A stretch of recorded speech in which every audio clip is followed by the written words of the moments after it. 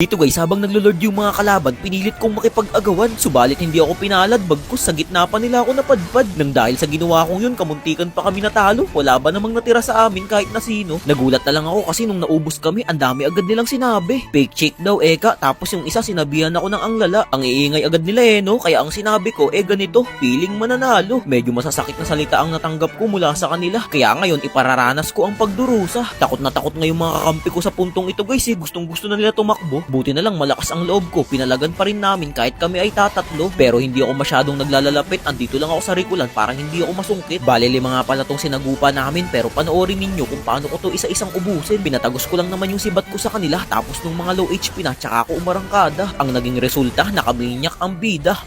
Baka cheek yan. Dahil naubos ko sila, nakapag-lord kami ng sama-sama. Kanina ang aangas nila, tapos ngayon sasabihan nila akong malakas. Di na bago sa akin yan, masyado ng kupas. Maya-maya biglang bumulaga tong si Mia, feeling naman nito maaagaw niya. Tignan nyo, nag-windshield agad sa sobrang kaba. Nag-autolock kami sa Lord pareho, pero ang nakaagaw pa rin ay ako. Siguro nang hinayang yun, sa isip-isip niya, ang galing naman nun. Tapos dito, timing na timing kasi may dumaan sa bato. Nang aking may sandal, sabi ko pwede na to. Kaso dadalawa lang pala kaming nandito. Kami patuloy ang nalugi at naging dihado. Sa tingin nyo guys, palpak na naman kaya ang ginawa ko. Malakas kasi ang loob ko kasi meron akong imo. Nakikipagsabayan pa rin kahit alam kong alanganin. Napakabilis nga ng darili ko guys Nakapagpalit pa ako ng winter melon. Ubos sana to kung nagkataon. Syempre, aasarin na naman ako ng mga yan, palong-palo sa mga salita, pero mamaya walang magagawa. Buy and sell daw, walang iyakan sa late game kapag kayo aking natunaw. Nang ako ay makabalik, ang sibat ko ay agad kong ipinitik. Malas lang na edit kasi para siyang natusok ng tinik. Nang maistan para siyang dinidikdik. Boom, tanggal ang palikpik. Heto na ang umpisa ng aking paghihimagsik. Napakyat agad ako sa kanila, sabi ko 1 down. Hinahabol nyo pa yung mga kakampi ko andito na ako sa rikulan nyo, tingin. Nang kanila akong makita, wala na silang ibang no choice kundi makipagsabayan na. Walang makumakunat sa amin, taob si Hydos matapos kong sibatin. Akala siguro ni Mia patatamain ko yung sibat ko. Maswerte siya dahil ayoko. Napakabait ko pa nga sa kanila guys kasi nagpaalam pa ako. Sabi ko end ko na. Kapag minasama pa nila yung sinabi kong yan, ewan ko na lang. Maayos kasi yung pagtatanong ko guys, walang halong yabang. Inulit ko pa nga wala kasing sumasagot. Sabi ko okay lang. Ang kaso, ang chat nila sa akin pabalang. Aba,